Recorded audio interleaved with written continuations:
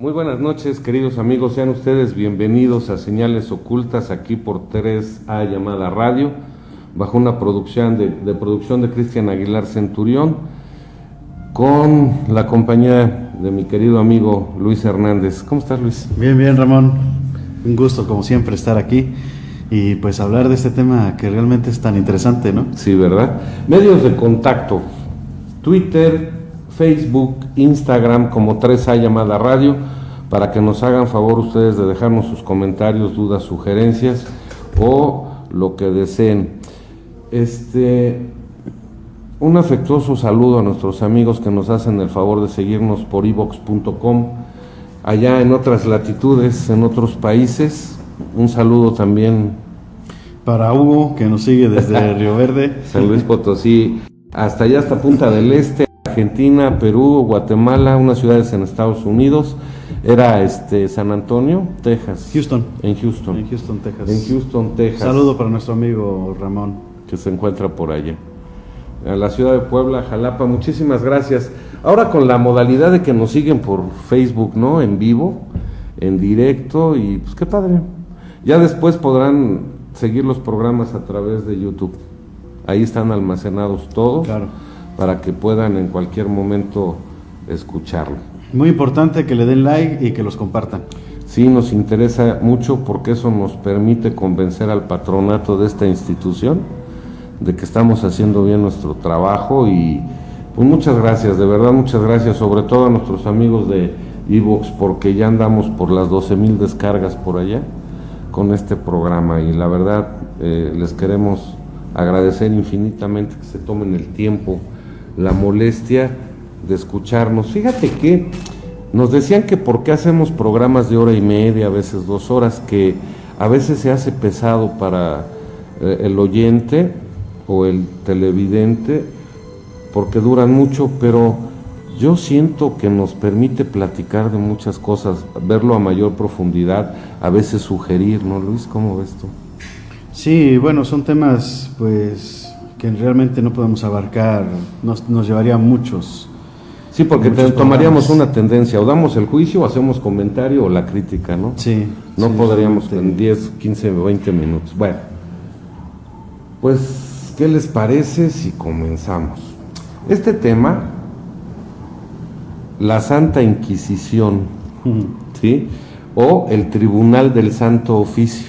Fíjate que desde infante a mí me llamaba mucho la atención, ¿no? Yo decía la Inquisición, pero comienza la Santa Inquisición en Europa, pero España. ahorita iremos viendo eso. Muchas gracias. Iremos viendo eso. Entonces, pues vamos a comenzar. ¿Qué te parece? Sí, me gustaría pues decirles un poquito de cuándo es que comienza esto de la Inquisición. ¿Te parece, Ramón? El Tribunal del Santo Oficio. Pues al parecer los orígenes de la Inquisición española es de como Isabel I de Castilla y Fernando II de Aragón pidieron al Papa, y este les concedió en 1478 para la corona de Castilla y en 1483 para la corona de Aragón la instauración de la Inquisición española, que esta venía presidida por lo que era la Inquisición pontificia medieval.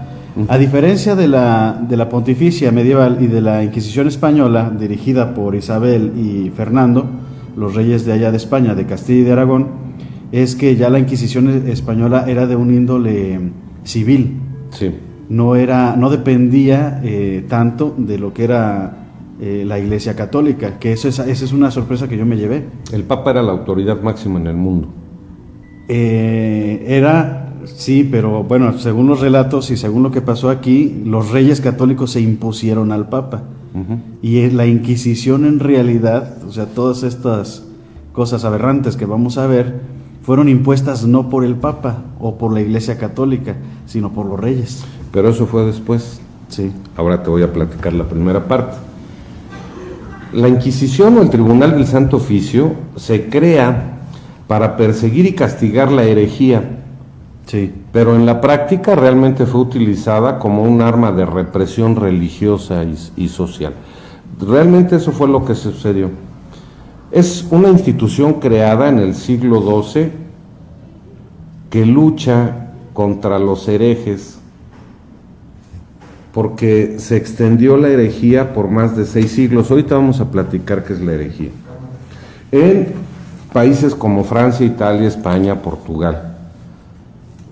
Es ideada para combatir a todo aquel que se alejase de la fe que por entonces se proclamaba como oficial. Entonces quiere decir que el hereje es aquel que no se apegaba a los dogmas de fe que se imponían por la iglesia oficial en ese momento. Fíjate, yo pensé, la verdad, la falta de cultura, me declaro menso, bruto, que el hereje era aquel que de alguna manera cometía actos de brujería, satanismo, etcétera, y no necesariamente, sino que para el Tribunal del Santo Oficio, el hereje era aquel que iba en contra de las normas de fe de la iglesia que en ese momento regía. Y está tan interesante que, mira, además de los herejes, también perseguía a aquellos que cometían algunos actos considerados como amorales. La Inquisición vivió su esplendor y su mayor barbarie durante la Edad Media. Sin embargo, es recordada en la actualidad no solo por la cantidad de cadáveres que dejó, pues por su actuar en Europa, es, yo creo, más bien recordada en la actualidad por lo atroz que eran sus castigos, ¿no? Pero bueno, ahorita iremos a ver los castigos. Entonces, a base de multitud de instrumentos, por medio de la tortura eran capaces de arrancar confesiones, fíjate, a homosexuales, a presuntas brujas o blasfemos. Entre, pues, los castigos que otorgaban eran de los más crueles, ¿no? Que ya ahorita nos dirás cuáles para no cruzar la información.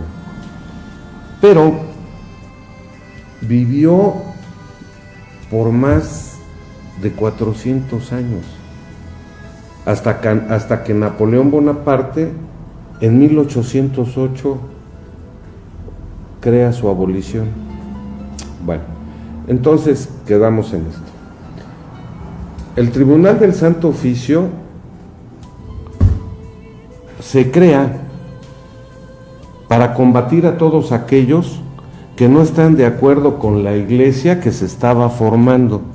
Pero tenían razón, porque ¿cómo iban a estar de acuerdo con una iglesia o con ministros que mostraban una ostentosidad más allá, llenos de joyas, alhajas, lujos, cuando las doctrinas de Jesús eran totalmente diferentes? Pero aquí es donde la iglesia romana empieza a tomar el control de la gran mayoría de los dogmas de fe, porque todavía está vigente gran parte del Imperio Romano. Entonces, la Santa Inquisición sirvió para garantizar el poder que la Iglesia del Papa tenía sobre las demás religiones. Interesante, ¿no? Sí, bueno, ahí en ese aspecto, como veíamos, la Inquisición española, por ejemplo, fue precedida por la Inquisición ¿Papal? Sí, pero tiene un nombre, déjame ver. Episcopal, la Inquisición episcopal. La Inquisición episcopal no era tan dura como lo que ahora se habla. Esa Inquisición, pues, los castigos que hacían era expulsar de la fe cristiana a estas personas o excomulgarlos, ¿no? También ya en casos muy duros los despojaban de sus tierras y los mandaban pues lejos. Sí. Eso era dentro de la Inquisición episcopal. Pero ¿qué sucede? que después entran los reyes católicos, Isabel I y Fernando, como decíamos, reyes de Castilla y rey de Aragón, que son ciertas regiones de España. Y aunque en un principio la reina Isabel no estaba tan de acuerdo con actos tan salvajes, ya después entró en eso y fue muy, muy salvaje. Ujú. ¿Qué fue lo que pasó? Resulta que en 1391 ahí estalla lo que se conoce como el fin de la tolerancia a los judíos y empieza una serie de matanzas nombrando herejes, como decías tú, a todos los que no estaban no es que no estaban de acuerdo, porque ellos dejaban practicar a los cristianos lo que quisieran, ¿no? Sí. Lo que su fe profesara, pero como judíos ellos tienen sus propias fiestas, tienen sus propias creencias. Entonces, para la Inquisición episcopal, un hereje básicamente eran pues esos judíos. O sea, todos aquellos que profesaban un dogma de fe diferente. Diferente, pero como allá lo único que se conocía era el cristianismo o el judaísmo, pues todo judío es hereje. Pero ya se formaban sectores, mira, por ejemplo, ya existían los cátaros, los patarinos, los josefinos, los arnaldistas, o sea, ya el sector religioso empezaba a hacerse cuestionamientos del proceder de los que estaban en la cumbre religiosa, en la cumbre Sí, pero eclesiástica. Fíjate que, mira, aquí según la investigación que hice, Ujú. el Papa Sixto IV, Sí, porque ahí había todo era por poder, ¿no? Sí. Entre el Papa y el rey.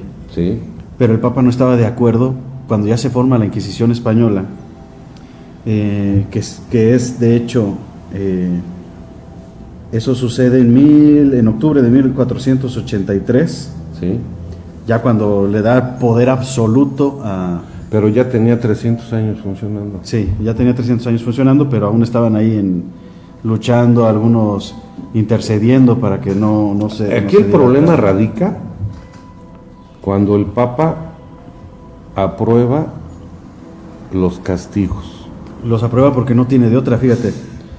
En una bula hecha por el Papa, como decíamos, Sixto IV, Sí. el 18 de abril de 1482, hace una durísima e insólita crítica a la actuación de los inquisidores. Dice textualmente: en Aragón, Valencia, Mallorca y Cataluña, la Inquisición lleva tiempo actuando no por celo de la fe y la salvación de las almas, sino por la codicia de la riqueza, y muchos verdaderos y fieles cristianos, por culpa del testimonio de enemigos rivales, esclavos y otras personas bajas y aún menos apropiadas, sin pruebas de ninguna clase, han sido encerradas en prisiones seculares, torturadas y condenadas como herejes, privadas de sus bienes y propiedades y entregadas al brazo secular para ser ejecutadas, con peligro de sus almas, dando un ejemplo pernicioso y causando escándalo a muchos. Esto lo dijo el Papa, y era bien cierto. Dicen los que saben de esto que el 99% de las personas que eran condenadas Estaban de herejía, muertos. Sí, bueno, iban a morir, pero, por ejemplo, si a mí me caía mal alguien, yo lo acusaba de ya. hereje. Y entonces, sin ninguna prueba ni basamento, ahí iban, los agarraban y los torturaban. Fíjate, como reflexionábamos hace unos minutos, hereje es todo aquel bautizado que no sigue los dogmas de fe que manda la Iglesia episcopal, el Papa. Entonces, ahí ya empezó el problema con los españoles, pero sin embargo, con los reyes católicos. Pero ¿qué sucedía, por ejemplo, en Francia, en Portugal, en Alemania? Porque realmente la Inquisición de los reyes católicos tuvo gran importancia, pero más aún porque se aplicó en la Nueva España y en las colonias que se fueron descubriendo en Centro y Sudamérica. Entonces, es de hacer un pequeño análisis. Yo le quiero pedir a producción si nos hace favor de ponernos una imagen, porque fíjate que ahí, en ese lapso de tiempo, está muy interesante esto que les quiero comentar. Dice así. Sí, muchas gracias. Para hallar el origen de la Inquisición es necesario ubicar nuestros ojos en la Francia del siglo XII, una época donde inicia la Edad Media, en la que el cristianismo ya había logrado alzarse como la primera y principal religión del Sacro Imperio Romano. ¿Sí? Tardó 1000 años el cristianismo en empoderarse en Europa, en el Imperio Romano. Fue en ese momento cuando nacieron una multitud de grupos que, aunque enarbolaban la bandera de esta creencia, entendían que no había que honrar a Dios como afirmaba la Iglesia oficial. Entre ellos se destacaban, como lo comentaba hace rato, los valdenses, los cátaros, quienes se atrevían además a criticar a los líderes espirituales del momento por vivir de una forma demasiado ostentosa, y pues con toda la razón del mundo. Eso no le gustó mucho al Papa Lucio III, quien, tras reunirse en concilio con otros líderes religiosos,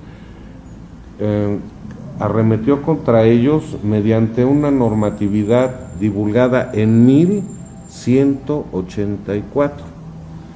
El Papa promulgó la célebre Ad Aboledam contra los cátaros y patarinos, los josefinos, los anardistas que estábamos comentando, y todos los que se dan a la predicación libre y creen y enseñan, fíjate, creen y enseñan cosas contrarias a la Iglesia Católica sobre el secreto de la Eucaristía, el bautismo, la remisión de los pecados y el matrimonio. Explica, qué interesante está todo esto. Quiere decir que 1000 años después, un poquito más de 1000 años después del nacimiento de Cristo, su doctrina, tomada por el hombre, manipulada por él, se apoderó y creció de todo lo que fue el Imperio Romano, que fue un método de control, y que se encargaron las autoridades en ese momento, el Papa, 1184, acuérdense que estamos hablando, Francia. Se encargó el Papa de aplacar todas aquellas insurrecciones que ya empezaban a darse. Uno, porque vivían de una manera muy ostentosa. Dos, porque se alejaban de los dogmas y principios que dictaba la Iglesia oficial para el matrimonio, para el bautismo, para la confesión y el perdón de los pecados. ¿Sí? Entonces, allí comenzó todo el problema del Santo Oficio. Fue la manera de controlar el pensamiento diferente que surgía por algo muy sencillo. Las enseñanzas de Jesús eran sencillez y humildad, y ellos presenciaban todo lo contrario con los grandes jerarcas eclesiásticos, ¿no? Quiere decir entonces que todos los grupos que no estaban de acuerdo con la norma oficial eran declarados herejes. Y la herejía, como dijimos, es la negación consciente y voluntaria que hace un bautizado de las verdades de la fe que quiso profesar cuando se bautizó. O sea, quiere decir, si te bautizas, te amuelas para toda la vida y sigues las normas, sigues las doctrinas. Esto fue el inicio, fueron los cimientos de la Inquisición, pues estableció que las autoridades eclesiásticas podrían perseguir a sus enemigos, a los enemigos de la Iglesia, y devolverlos al camino correcto. Por la fuerza. Sí. Porque si no lo hacían, estaban en el camino contrario a Jesús y a Dios, ¿no? Entonces, para que te volvieras a la senda del bien, ahí te va la Inquisición. Pero era convencerlos, o te convencían o te convencían, o lo asumías o no. Me está diciendo producción que vamos a ir a un corte. Entonces está muy interesante. Para continuar, mira, todo arzobispo, obispo, debería inspeccionar detenidamente 1 o 2 veces al año todas las parroquias de su jurisdicción y sobre todo aquellas que fueran sospechosas y lograr que los habitantes pertenecientes a esa parroquia señalaran bajo juramento a los herejes, ¿no? Estos eran invitados a purgarse de la sospecha de herejía por medio de un juramento y mostrarse en adelante buenos católicos, siguiendo todas las normas de fe que la Iglesia empezaba a dictar. Qué bueno que hoy en día eso no está establecido. Ay, ¿tú crees que no? Vamos a un corte y regresamos. Estos señales ocultas, no se vayan.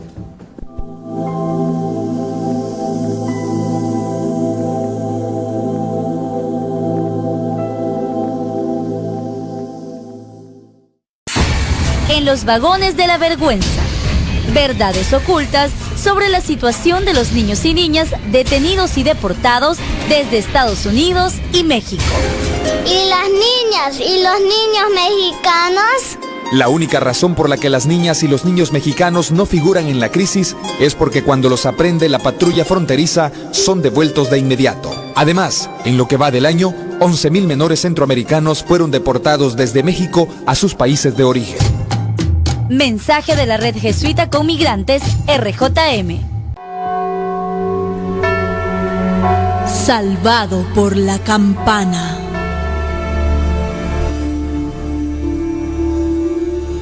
¿Sabía usted de dónde viene la expresión ¿Salvado por la campana? No, no viene del boxeo como algunos creen. Tampoco viene de la serie de televisión norteamericana. Salvado por la campana es una expresión antigua, muy antigua. Y tiene un significado horripilante.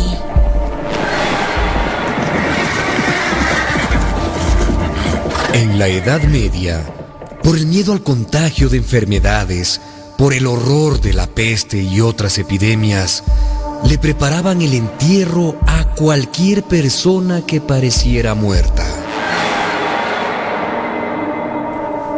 No se mueve, ya está muerto. Llévenselo. Los lugares para enterrar a los muertos eran pequeños y no había espacio para todos. Los ataúdes se abrían, se sacaban los huesos de unos difuntos y se metían otros cadáveres. A veces, al abrir los ataúdes, se veían arañazos en la madera interior, incluso tierra removida.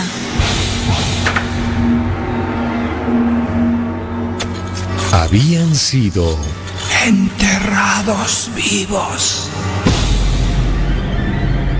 En esa época surgió la idea de amarrar a la muñeca del difunto una cuerda, pasarla por un agujero del ataúd y atarla a una campanilla que se alzaba sobre la tierra.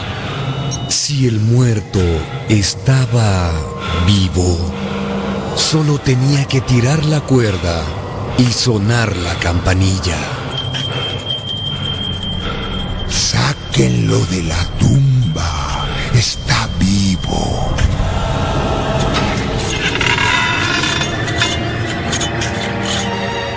Por precaución, un familiar se quedaba al lado del ataúd durante 3 días. De ahí surge la expresión salvado por la campana.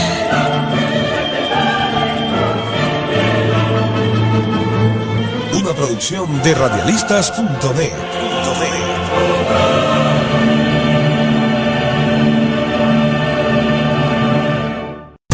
Las mejores melodías. Las mejores melodías. La música que te acompañe en tus actividades.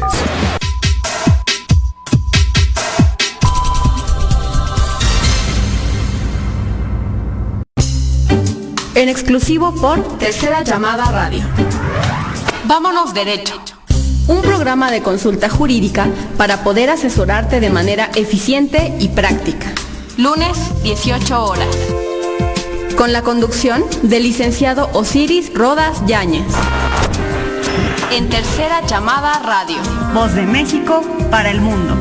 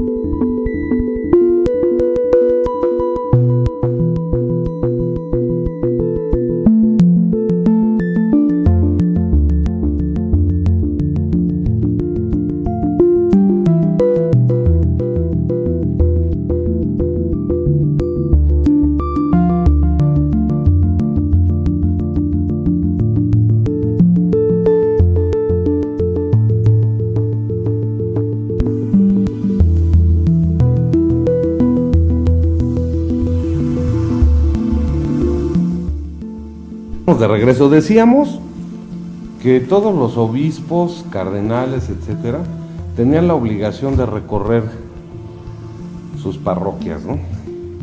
Y que tenía que, bajo juramento, obtener la información de los herejes. Después, el sistema pues no fue seguido de forma específica ni continua. Hubo que esperar, fíjate, otros 100 años, hasta 1229, para que mediante una ordenanza ya real se estableciera que las autoridades civiles y eclesiásticas, aquí ya las unieron, fue el primer paso. Tenían la obligación de recuperar las tareas y buscar y castigar a los herejes. Unos años después, el Papa Gregorio IX dictaminó mediante la excomulgación que la Iglesia sería la única con ese poder de castigar y excomulgar, además de determinar por primera vez el procedimiento concreto que se aplicaría contra los infieles y las penas por las que pasarían si eran encontrados culpables, al mismo tiempo de que empezaron a cometerse una serie de atrocidades. Los que pudieran ser considerados herejes tenían que someterse a algo que se llamó inquisidor, ¿sí? Y esta fue la primera Inquisición pontificia, ¿sale? Que fue la más, en la Edad Media fue la más referente, y era diferente a la española, a la que tú mencionabas. Sí, porque esa dependía totalmente del rey. clérigo. Esta dependía del Papa absolutamente, y la otra, que nace en el siglo XV, la española, de los reyes católicos. Bueno, entonces aquí lo interesante es que, por ejemplo, en el 1252, el Papa Inocencio IV permitió oficialmente el uso de la tortura para lograr que aquellos desviados de la religión oficial contasen con una confesión hacia sus sacerdotes, y esa norma los regresaba a la senda del bien y liberaba su alma de las culpas. Entonces, fue el Papa Inocencio IV el que permitió oficialmente la tortura para lograr meter al redil a los que se estaban saliendo. Ahora bien, ¿qué tipos de tortura, Luis? Platícanos. Bueno, tenemos aquí, por ejemplo, algo que se llamaba el potro. Órale. A ver si producción tiene un poco de imágenes sobre esto. La víctima era atada de pies y manos a los dos extremos del aparato. Era estirada lentamente hasta que todas sus articulaciones se dislocaban. Aunque las evidencias históricas apuntan a que era usado especialmente en hombres, hay un caso registrado, el de Annie Askew, una poeta protestante que fue torturada y luego quemada por sus creencias contrarias a la Iglesia Católica. El potro, el famoso potro. Sí, ahorita todos los que vamos a ver, es impresionante la crueldad, el sadismo, ¿verdad? Sí, la hazaña con la que esta gente, porque la gente disfrutaba de hacerlo. Sí, y además, los inquisidores de la Iglesia Católica disfrutaban quemando, matando y torturando personas. Y en público, público. Y la gente disfrutaba de eso mismo también. Y lo hacían con público para sembrar el miedo. Fíjense el método de control. Si alguien iban a castigar, si alguien iban a torturar, procuraban hacerlo en público para sembrar el miedo al que iba a ser sometido todo aquel que no siguiera las normas que estaba marcando la Iglesia en ese momento, ¿no? Sí, ahí nombrabas en el bloque anterior algo muy importante. Cuando hablas de los cátaros y de los demás grupos que no estaban de acuerdo con, y además criticaban a la Iglesia Católica, y que obviamente fueron tachados de herejes y fueron a los que se les fueron encima, todos ellos, cuando hablan de lo que es el bautismo, de lo que es el matrimonio, ahí dijiste una palabra muy interesante cuando dijiste el misterio del matrimonio y el misterio del bautismo.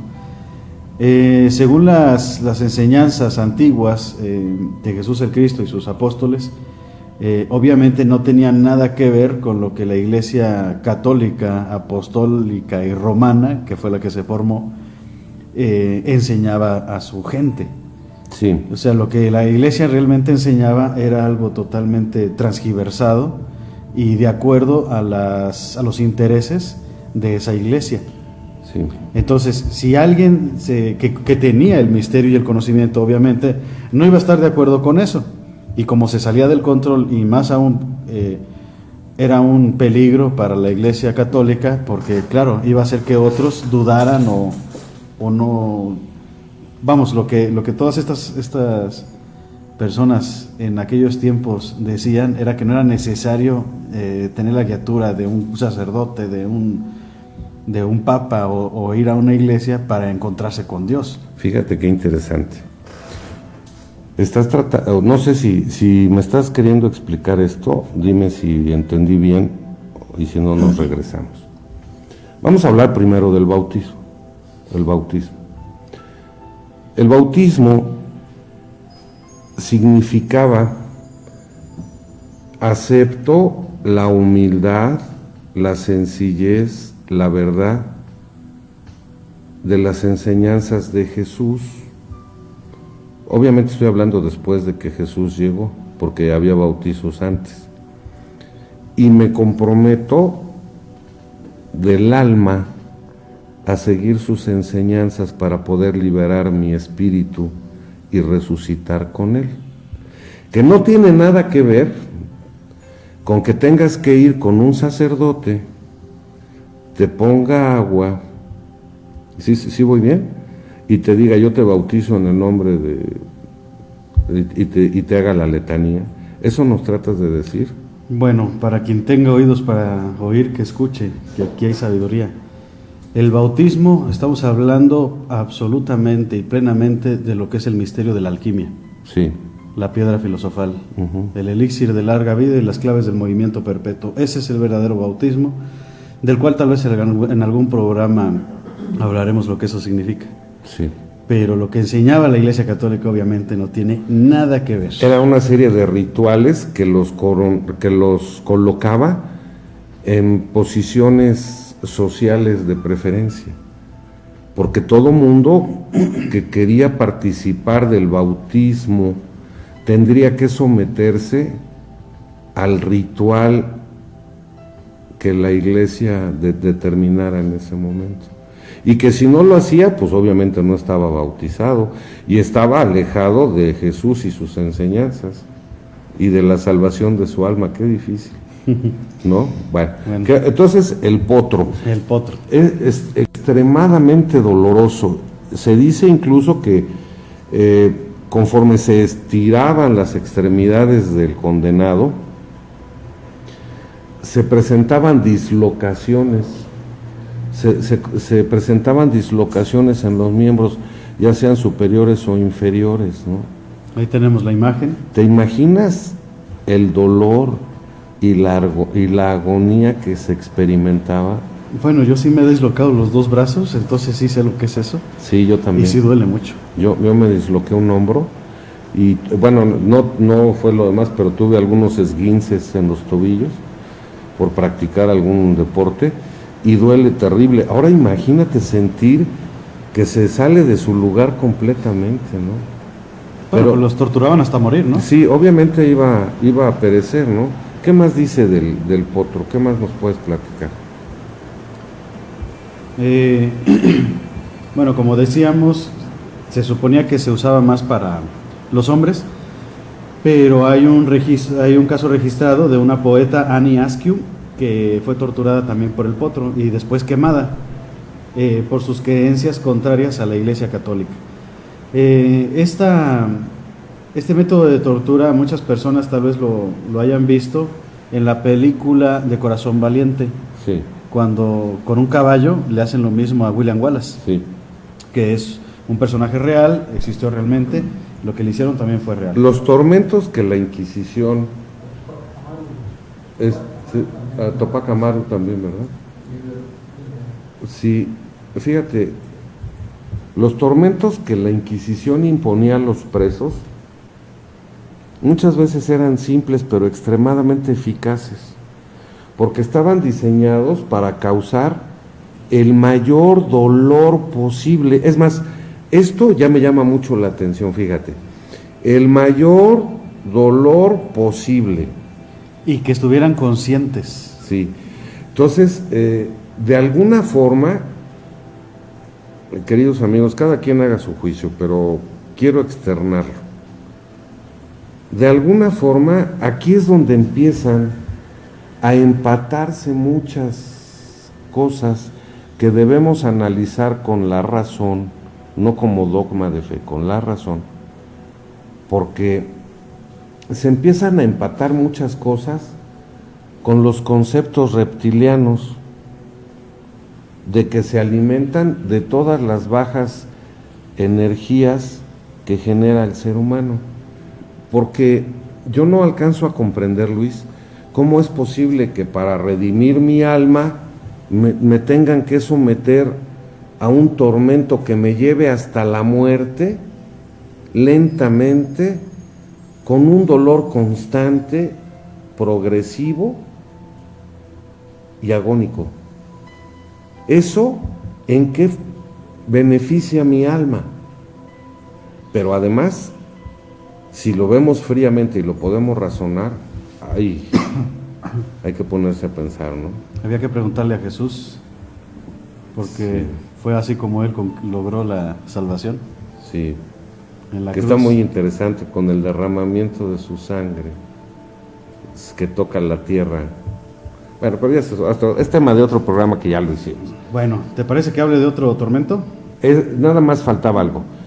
El uso del potro, aparte de las dislocaciones, obviamente generaba traumas en los miembros, que muchas veces incluso llegaban a la amputación.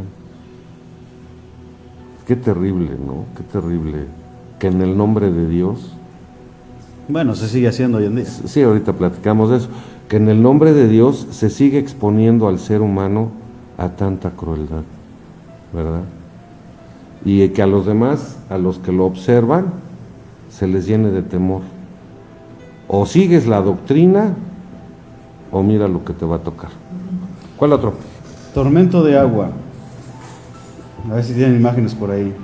Sí, nuestro productor habla y nuestro productor la pone. Obligaban a la persona a beber cubetas llenas de agua. La cantidad era aproximadamente de 10 litros continuos. El torturador se ayudaba de un embudo y le impedía respirar a la víctima. Su estómago no aguantaba más y después de sufrir tanto, explotaba.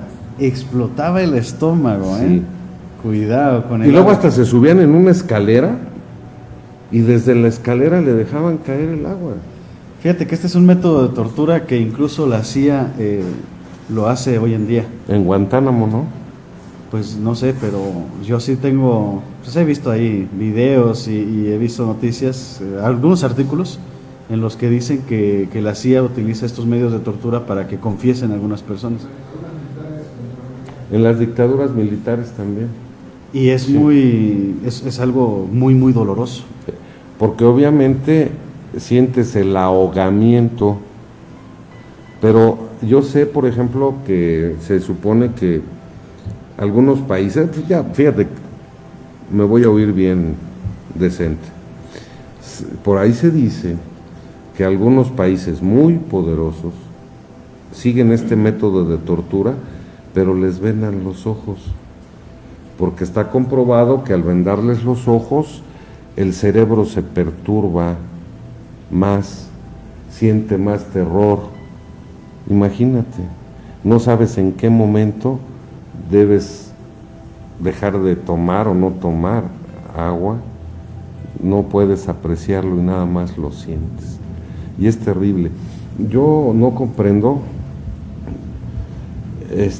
cómo los seres humanos hemos sido capaces de inventar tantos métodos de crueldad para hacer sufrir a nuestros semejantes, ¿no? Sobre todo porque las enseñanzas de Jesús eran de amor. Yo nunca, si seguimos los evangelios, nunca verás que en alguna de sus predicaciones dice, y el que me quiera seguir bien, y el que no, quémenlo. tortúrenlo, desmémbrenlo. Pues eso que dices es muy importante, porque aún hoy en día la gente, no sé, si, bueno, lo peor que tiene la humanidad no es que ignora, sino que ignora que ignora. La Sí. ignorancia es la base fundamental de los problemas que tenemos como sociedad. Pero si alguien que estuviera viendo ahora mismo el programa y por ejemplo defiende a capa y espada o de hueso colorado, como decía mi padre, a la Iglesia Católica, Sí. debería, pienso yo, de ponerse a estudiar un poco la misma Biblia católica. Porque en esos evangelios, Mateos, Marcos, Lucas y Juan, que ya lo veremos en otros programas, pero no eran los únicos que habían, esos evangelios que hoy en día ustedes leen, son los que los primeros sacerdotes y obispos y los primeros papas juntaron los evangelios, los transgiversaron a su conveniencia y fueron los que pusieron en los libros. Pero en un principio el cristianismo había más de 33 evangelios escritos Sí. por los gnósticos. ¿Qué sucede? Que aún hoy en día y aún con tanta de ser transgiversados estos evangelios, si uno los agarra y se pone a estudiar la Biblia, se va a dar cuenta que lo que le enseñan en la iglesia no tiene nada que ver. ¿Por qué va entonces la gente a la iglesia cada domingo y van a defender algo que desconocen totalmente? Por la necesidad de sentir paz en el alma. Y si echamos un vistazo atrás y vemos todas estas atrocidades que hacían en nombre de Dios y hoy en día las que se siguen haciendo, Sí. a lo mejor voy a sonar muy, no sé, muy directo, muy fuerte lo que voy a decir, Ramón, pero válgame Dios, lo que sucede en las iglesias pare de sufrir. Lo que sucede en todas las iglesias, que tienes que despojarte de tus cosas y por encima te tratan como, bueno, yo no sé, es que la verdad es que el fanatismo y el dogma en la humanidad es algo que Y esa no es católica. no es católica, pero la católica está igual. Sí.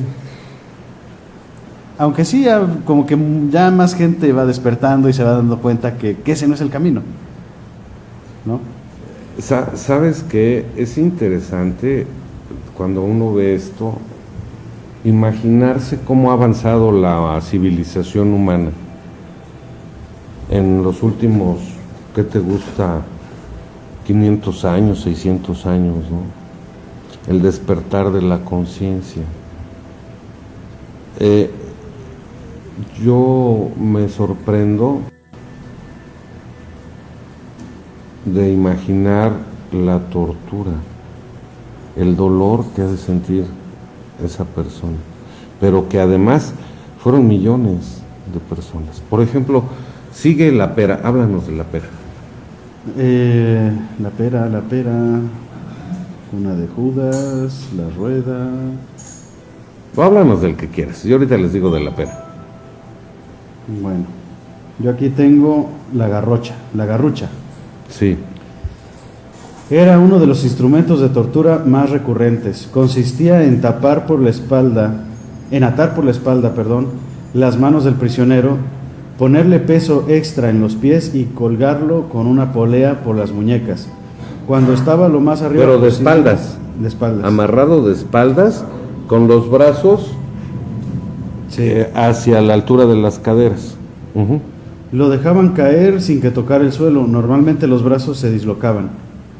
Algunos personajes históricos fueron sometidos a esta práctica, como Nicolás Maquiavelo, Sí. Savonarola y Jaime de Montesana. A lo mejor no saben quiénes son estos personajes, pero eran grandes pensadores de aquella época, grandes filósofos. Ya todo el pensamiento del ser humano empezaba a tomar dirección hacia las enciclopedias, ¿no?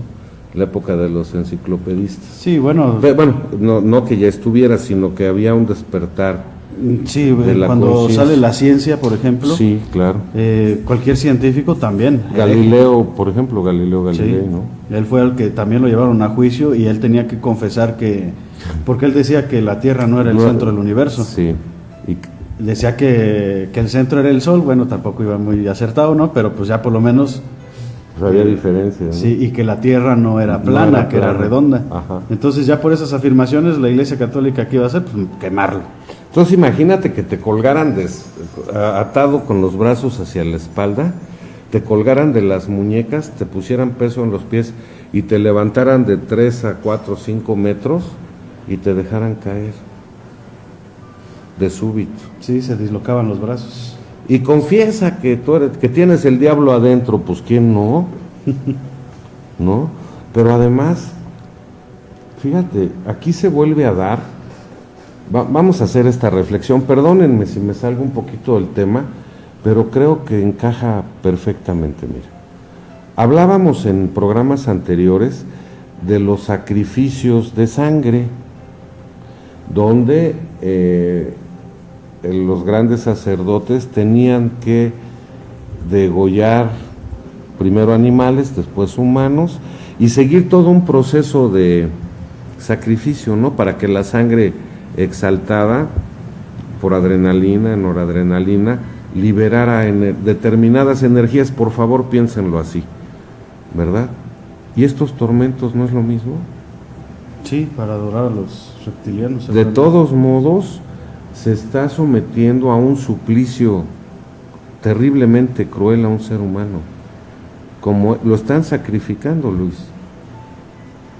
Perdón. ¿Como a Jesús? Lo están sacrificando. Después viene La cuna de Judas. ¿Cuál es esa?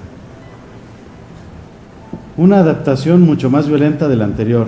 Ataban a las víctimas por las muñecas, los levantaban con una polea y después los dejaban caer sí, sobre una pirámide muy puntiaguda con la finalidad de clavar su ano, escroto o vagina. Ay, para que confiesen que se les mete el diablo, que son adoradores de Satanás o brujas. Pero ahí te va otro que yo me sé. Tomaban al prisionero, lo amarraban de las muñecas y lo colgaban, y antes de hacerlo le humedecían con agua de sal la planta de los pies. Después hacían que una cabra le lamiera los pies, y ya ves que tiene la lengua muy áspera, que de estar lame y lame la planta de los pies, empezara primero a cortar la piel y se seguía la cabra. Y tú vivo, o sea, imagínate, ¿no? ¿Cuál es? A ver, si realmente el camino era liberar el alma, ¿para qué lo torturas? ¿Por qué no mejor ejecutar una pena capital y acabaste con el problema? Si fuera así, que no estoy de acuerdo con él, ¿verdad? ¿Por qué la hazaña de ver sufrir a un individuo, de verlo agonizante, suplicando? ¿Por qué? Pues disfrutaban con eso. Es de pensarse, ¿verdad? Bueno, entonces, ¿cuál sigue, Luis? La rueda. Se comenzó a utilizar en Francia en el siglo XVI. Existían distintas maneras en las que alguien podía ser torturado con este aparato. La primera utilizaba esta rueda de madera para atar en toda su área al mártir desnudo. Después los torturadores lo golpeaban hasta el cansancio con hierros candentes o simplemente lo mutilaban mientras una hoguera ardía debajo de él. Sí. Qué bárbaros. Fíjate que, se van a ir sorprendiendo. Otra opción era colocar alguna extremidad dentro de la circunferencia, después se giraba la rueda y el brazo o pierna se rompía. La última era colocarlo al desdichado en el perímetro exterior de la rueda y después se giraba para desarticular su cuerpo. Es otro... perdónenme, a lo mejor estoy muy equivocado, pero yo sigo viendo un sacrificio. Fíjate que ahora, si me permiten, les voy a hablar de la pera. ¿Sí? Como su nombre lo dice, era un instrumento de tortura que tenía la forma de una pera, estrecho en una punta y ancho en la otra. Se introducía en la boca, en la vagina o en el ano de la víctima. Si era en la boca, se aplicaba para los predicadores herejes. Para los reos que tenían tendencias antiortodoxas, para los blasfemos. O sea, en la boca era para los que por medio de la boca pecaban y se les aplicaba. Bien. La vaginal se utilizaba como castigo a las mujeres culpables de relaciones con Satanás o con alguno de sus familiares. La anal se les aplicaba a los homosexuales pasivos. Una vez en el interior, ya fuera de la boca, de la vagina o del ano, comenzaba el suplicio. ¿Por qué? Pues porque se abría mediante un tornillo. Le giraban el tornillo y la parte que estaba dentro del cuerpo del reo empezaba a abrirse, a expandirse. Y esto iba generando un dolor paulatinamente en aumento. ¿Te imaginas? La pera era forzada dentro de la vagina, como ya dijimos, el ano, la boca, se expandía por medio de ese tornillo, le daban vueltas, girándolo, y resultaba donde estuviera irremediablemente mutilado. Si fuera en la boca, mutilaba mandíbula, dientes, todo. Imagínate en las otras partes del cuerpo. Este tormento casi siempre era seguro que te ibas a morir. Entonces, te vas a morir con la pera por blasfemo,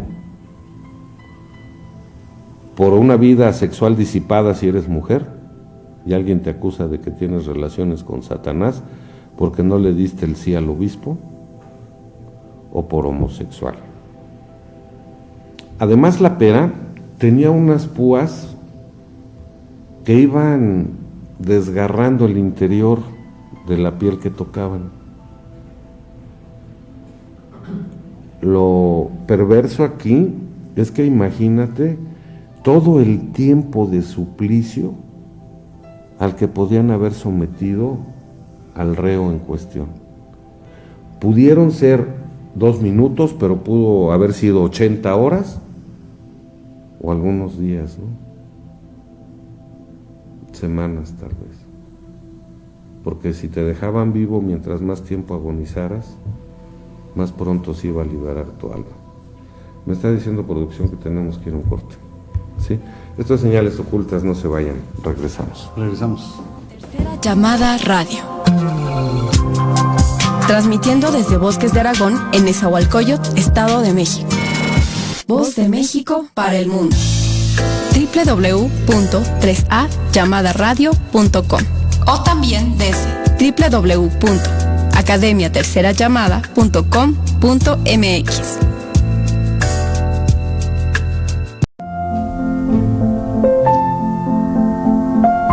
El mejor equipo de sonido.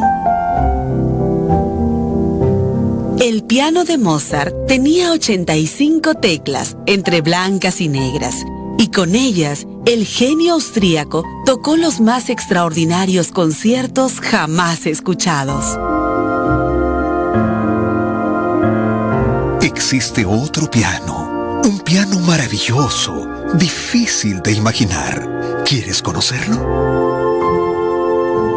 Para ello, tenemos que tomar una poción mágica que nos haga pequeños, pequeñitas, como duendes. Ahora sí podemos entrar por la oreja de esta niña que está durmiendo. El pabellón de la oreja parece una montaña rusa en miniatura. Vueltas y vueltas para captar los sonidos por donde quiera que vengan. Ahora entramos al oído por un túnel estrecho, muy estrecho. Al final, una ventana herméticamente cerrada. Es el tímpano. El tímpano es como un tamborcito. En su membrana bien estirada, rebotan las ondas sonoras. Detrás del tímpano encontramos 3 huesitos, los más pequeños del cuerpo humano: martillo, yunque y estribo. Sirven como amortiguadores y amplificadores del sonido y nos conducen a otra ventana. Ante nuestros ojos, el salón de música más increíble que se haya soñado, el caracol del oído. En el centro, un piano fantástico, pero no de 85 teclas como el de Mozart. Este tiene 25,000. Y su teclado, conocido como el órgano de Corti, no ocupa más de 25 milímetros de longitud. 25,000 teclas en 25 milímetros. Cada una de ellas está conectada con el cerebro a través de un hilo delgadísimo. Todos los hilos unidos forman el nervio auditivo. Las ondas sonoras que llegan del exterior hacen vibrar la membrana del tímpano. Vibran también los huesitos y vibra la endolinfa, el líquido que llena el caracol del oído. Y estas vibraciones mueven una u otra de las 25,000 células auditivas.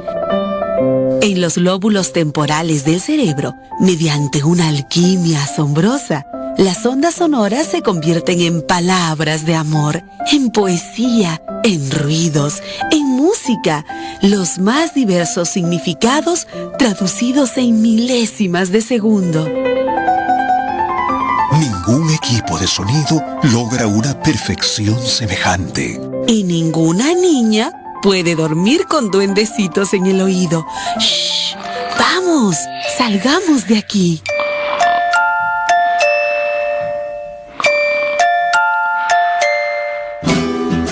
Una producción de radialistas apasionadas y apasionados. En los vagones de la vergüenza. Verdades ocultas sobre la situación de los niños y niñas detenidos y deportados desde Estados Unidos y México.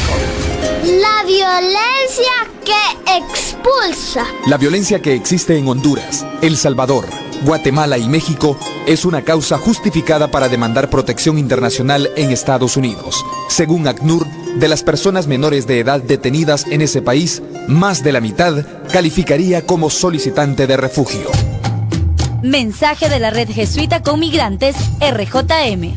¿Tú le darías trabajo a una persona con SIDA? Sí le daría, pero... No discriminemos a las personas que viven con VIH y SIDA, ni permitamos que otros lo hagan. Sin culpas y sin peros. Incluir espacio. Campaña Esperanza de Vida. Conferencia del Episcopado Mexicano.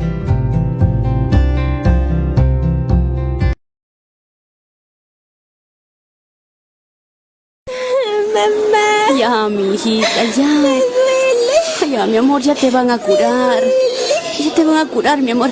Buenos días, enfermera. Señora. Aquí le traigo a mi Anita. No aguante el dolor de muelas. ¿Otra vez aquí? Ay, pero ¿para qué la trae? Usted sabe que ella tiene esa enfermedad. Tarde o temprano no le dolerán las muelas ni nada.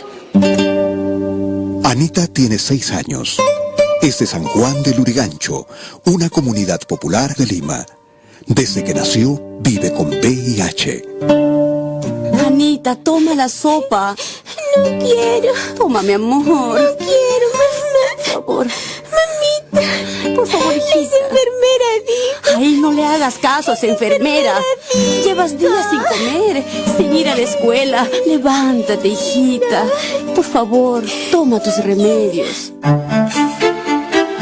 En el mundo, 40 millones de personas viven con VIH-Sida. Más de 2 millones son niños y niñas. Ella tiene esa enfermedad. Pero son más, muchísimos más, quienes día a día discriminan a Anita. La indiferencia y el rechazo son más mortales que el SIDA.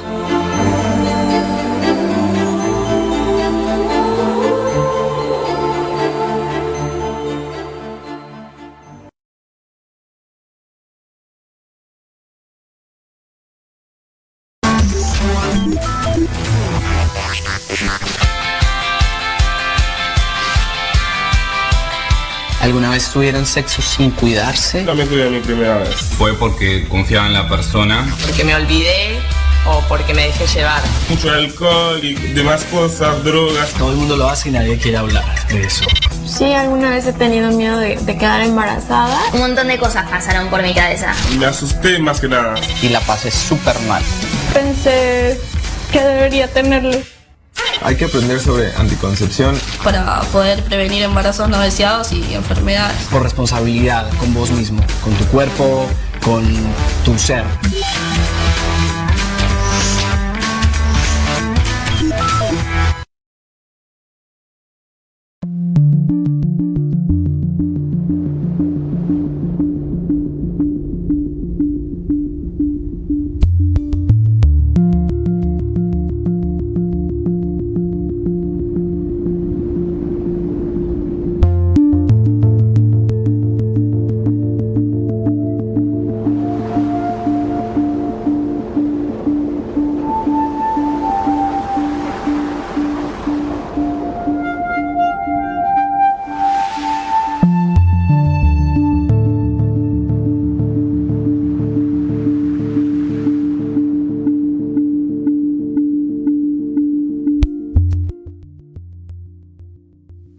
Ya estamos de vuelta aquí en Señales Ocultas hablando de la Santa Inquisición. Que de santa no tenía nada. El Tribunal del Santo Oficio. Estaría bien aclarar que nosotros, voy a hablar por mí, yo no tengo nada en contra de ninguna creencia religiosa. Nada más me concreto a hacer reflexiones muy personales y saco como todos nuestros amigos mis propias conclusiones, ¿no? Sí, yo pertenezco al pueblo de México, que es ferviente... ¿De la fe cristiana? Sí, ferviente seguidor de la fe cristiana. Sin embargo, cuando te pones a analizar muchas cosas, no estás de acuerdo. No estás de acuerdo con tantos dogmas que te hacen prisionero de la fe. El otro día platicaba con unos amigos y me decían, ¿sabes? Debemos dejar de ser esclavos de las Escrituras. Y tal vez tengan razón. Esto es a manera muy personal. Cada quien es muy libre de pensar y de opinar y de utilizar su razón o su fe conforme mejor le convenga, conforme más paz encuentre en su alma. Pero vamos a continuar. ¿Qué otro tormento tú? Traemos ahora la sierra. La sierra. Este sí que era, bueno, todos son crueles, pero este instrumento no necesita mucha explicación. Se cortaba por la mitad a aquel que hubiera cometido crímenes atroces contra la iglesia. Lo hacían de cabeza para que el cerebro no perdiera tanta oxigenación y permaneciera consciente el mayor tiempo posible. Normalmente la víctima moría cuando la sierra llegaba a la altura del ombligo. Sí. Más o menos. Ahí, si tenemos alguna imagen que nos pueden...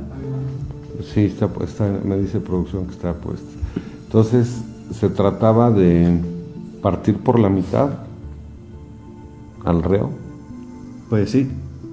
No llegaba hasta todo, porque pues obviamente ¿hasta el ombligo? La víctima fallecía, pero imagínate esa tortura, o sea, por lo menos los minutos que fueran en lo que le están haciendo eso, es un dolor.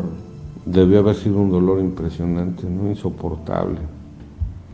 Sí, ¿qué más? Oye, había otro, ¿no? ¿Cómo se llamaba? Aquel que, haz de cuenta que lo metían, la doncella de hierro. La doncella de hierro, sí.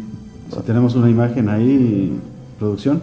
Era una especie de sarcófago provisto de estacas metálicas muy afiladas en su interior. De este modo, a medida que se iba cerrando, se clavaban en la carne del cuerpo de la víctima que se encontraba dentro, provocándole una muerte lenta y agónica. Las más sofisticadas disponían de estacas móviles, siendo regulables en altura y número para acomodar la tortura a las medidas del delito del torturado. A su vez se incluía la fustigación, que consistía en azotar a la víctima con una fusta o vara.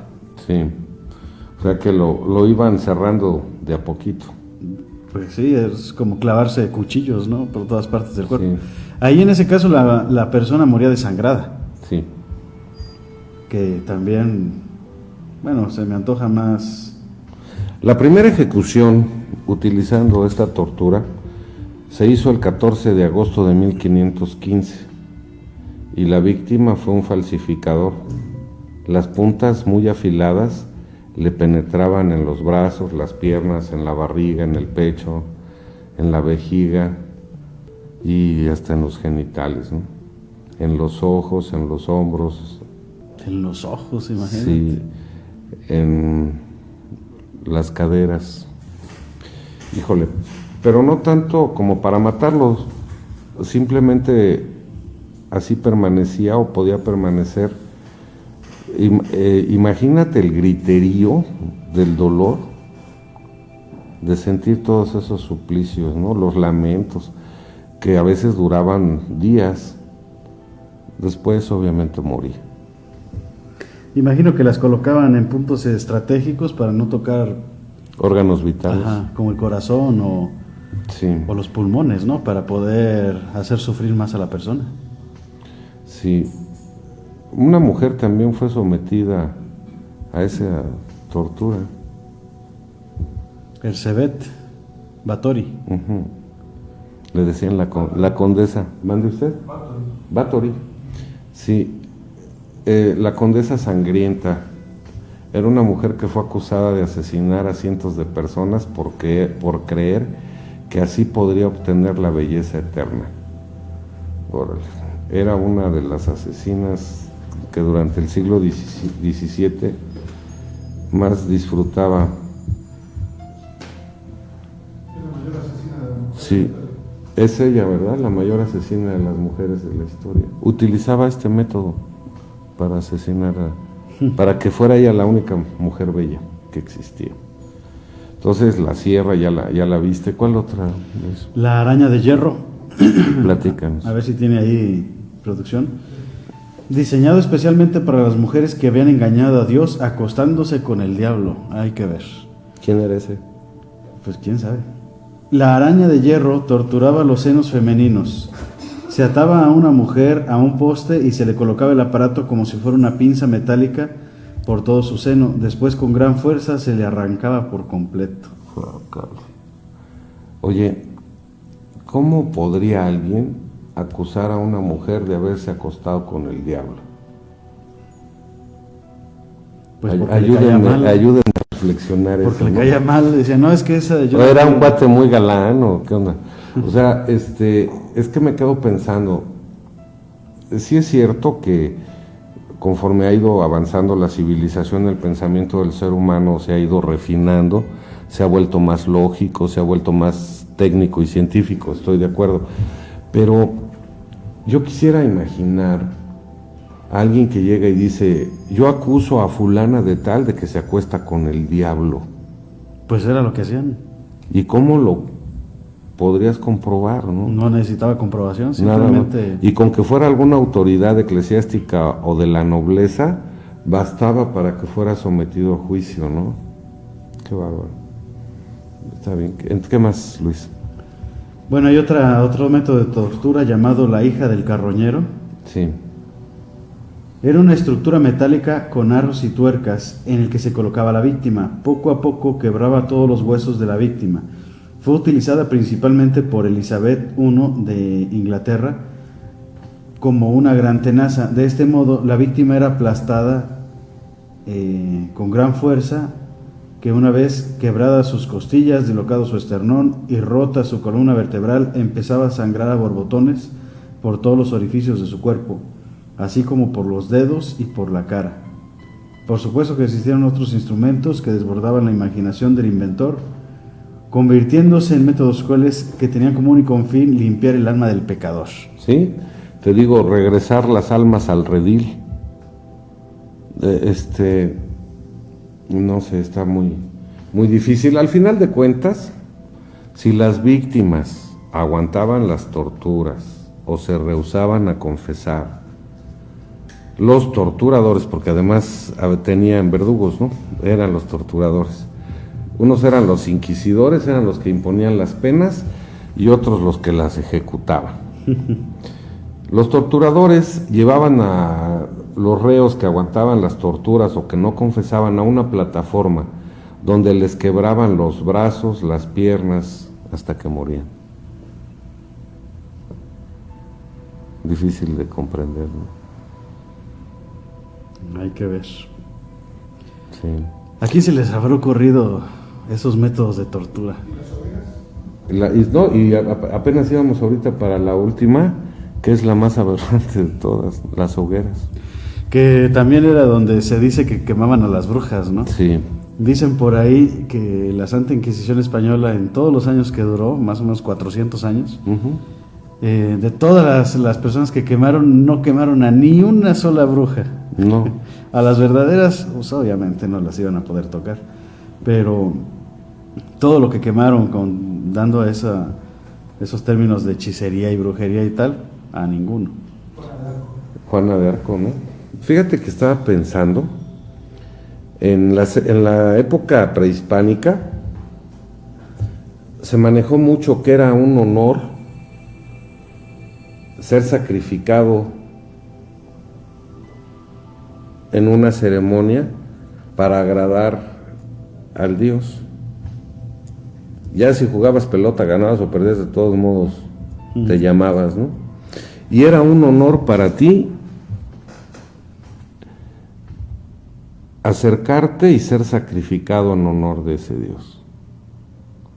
Es exactamente lo mismo aquí, pero sin pedir el consentimiento de las personas, imputándoles delitos extraños y continuando con esa sed de sacrificio y sangre, ¿verdad? ¿El decapitado maya te refieres? Me refiero al juego de pelota. Y el que ganaba era sacrificado, cuando el juego era para agradar a los dioses, pero cuando no, si eras prisionero y te tomaban, de todos modos para adentro, y tu corazón era expuesto, y de todos modos es un sacrificio de sangre. Pues gracias a Dios la llegada de los españoles, porque menudo pueblo más, ¿verdad? Más bárbaro que éramos. Estaba igual. Sí, o sea, dejamos los sacrificios en las pirámides para tomar los sacrificios en las hogueras o en los sótanos de la Inquisición. El caso es sacrificar. El caso era hacer sufrir a seres humanos para redirigirlos al sendero de Dios. Y hoy en día se sigue haciendo. Qué extraño, ¿no? Claro que ahora ya no son los cristianos, sino los contrarios. Ahora ya pues es el Islam, ¿no? Todos estos radicalistas que también asesinan cristianos. Sí. Porque no pertenecen, porque son infieles, ¿no? Porque no practican sus dogmas, ¿no? Fíjate que hay temas que aquí en Señales Ocultas, a manera personal, me remueven muchas cosas. Porque creo que el ser humano tiene la capacidad de reencontrar el sendero del amor, de reencontrar el camino hacia un mundo mejor. Es curioso, uno analiza todos estos testimonios, escritos, todo esto que forma parte de la historia de la humanidad, y nada tiene que ver con la esperanza de salvación que Jesús nos prometió,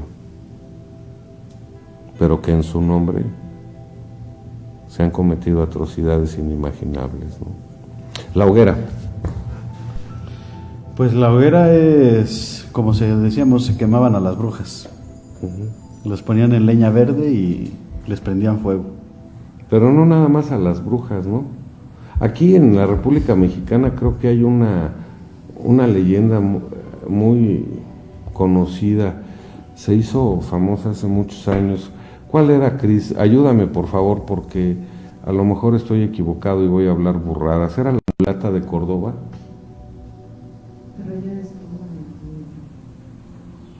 Sí. Sí, es la mulata de Córdoba, me parece. Perdón, tampoco me quiero meter a internet y buscar ahorita a ver si estoy equivocado, ¿no? Pero al final de cuentas fue el inicio de experimentar con el dolor que el hombre es capaz de generarle a su semejante. Porque no piensa como tú. Sí, y hoy en día se sigue haciendo. Porque no vive como tú. Porque, no sé, está difícil, porque piensa de una forma totalmente diferente. Pues sí. Tengo aquí otro, La Cigüeña. A ver si tiene por ahí producción. Consistía en someter al individuo a este aparato hecho de hierro que sujetaba al condenado por cuello, manos y tobillo y lo sometía a una posición incomodísima que provocaba calambres en los músculos rectales y abdominales y a las pocas horas de todo el cuerpo. Sí. ¿Te imaginas tener de esos calambres por todo el cuerpo? No. Hay otro, yo me lo sé. ¿Cuál? La bota. La bota era en la pantorrilla, a la altura de la pantorrilla, 2 tablas y un torniquete. Y le iban dando vueltas hasta que tu hueso tronaba. Entonces, bien, vamos a imaginar, ¿no? Vamos a dejar volar la imaginación. Imagínate que te están aplicando eso en la pierna, esa tortura de la bota, le están dando vueltas al torniquete y te gritan, ¿verdad que adorabas a Satanás? No. Ay, y te empiezan a apretar. ¿Qué vas a terminar diciendo? Pues sí, pero ya déjenme, ¿no? Y luego, para que se te quite, va la otra pierna. Y luego lo mataban de todas formas. Sí, entonces es curioso porque, por ejemplo, en los libros sagrados, hay varios pasajes donde Jesús se dedica a curar al enfermo, a darle esperanza al que no comprende. Y acá es todo lo contrario, ¿no? Pero se usa su nombre. Qué pena. Por la ignorancia y el fanatismo. Sí. Entonces, la Santa Inquisición, el Tribunal del Santo Oficio, creo yo que se volvió la continuación de los rituales de sangre que comenzaron las culturas prehispánicas. Y si no, ahí están los elementos, se sacrificaban a las personas. Qué difícil. Ojalá el mundo tenga cambios, tenga esperanza. Pero hay que empezar con cada uno de nosotros. Mejor vámonos, ¿no? ¿A otro mundo? No, a otro programa. ¿No? ¿Cómo ves, Luis? Pues sí, realmente los adoradores de la muerte, pues siempre han buscado formas de seguir con los rituales, ¿no? Sí. Oye, estaba yo recordando que hace poco alguien muy importante pidió perdón por todos los actos cometidos por la Inquisición. Juan Pablo II. ¿Fue él o fue el vigente? ¿Francisco? No lo sé. Pues no sé, pero de cualquier manera, ¿a quién le va a pedir perdón? ¿Ya para qué? Pues digo yo, ¿no? Sí, hay que cambiar en algunos conceptos la filosofía. Es como si nuestro querido presidente Enrique Peña Nieto pide perdón por los 43 estudiantes asesinados, pues ya, ¿para qué? O por la Casa Blanca, ¿no? No tiene... Fue Juan Pablo II. Juan Pablo II. Sí. Pues nosotros les queremos pedir perdón por perturbar sus pensamientos, porque igual nos perturbaron a nosotros los propios, el volver a revisar todo esto, que en algún momento formó parte de la educación que recibimos en la escuela, pero que haciendo un análisis con más edad, con más criterios, si tú quieres, qué terrible que el hombre no haya podido encontrar el amor que lo conduzca al éxito en su vida, ¿no? No al éxito económico, material, sino al éxito como ser humano. Vámonos, Luis. Pues vámonos, Ramón. Vámonos a otro mundo donde rija el amor y la paz. Pues algún día tendremos que partir de aquí, nos guste o no, ¿verdad? Despídete, amigo. No, pues es un gusto como siempre, Ramón, y agradecemos a todo el equipo de Tercera Llamada y a todas las personas que nos están observando y que siguen nuestros videos. Pues recordarles que den un like y que compartan los videos para que nosotros sigamos haciendo este trabajo. Claro. Y yo me quisiera despedir como siempre lo hago, soy así muy romántico, me dicen, pero si cada uno de nosotros hiciera una reflexión muy profunda de el camino que debemos seguir para encontrar el amor y la verdad de la vida, nos llenaría de mucha satisfacción lograrlo. Aunque no tuvieras dinero, aunque no fueras adinerado, aunque no comieras lo mejor de la vida, aunque no te pusieras la mejor ropa, el mejor calzado, pero tuviéramos cada uno el alma llena de felicidad. Entonces, queridos amigos, si hay alguien que se dedique a predicar la palabra y la verdad, que se vuelvan ejemplo de todos los que venimos detrás. Vámonos. En la producción, Cristian Aguilar Centurión, en movimientos, Estefanía Rodríguez, Luis Hernández, Juan Ramón Rodríguez. Esto fue Señales Ocultas. Muchas gracias por estar con nosotros. Nos vemos dentro de 8 días, Dios mediante, si nos presta vida y ustedes su atención. Gracias, buenas noches.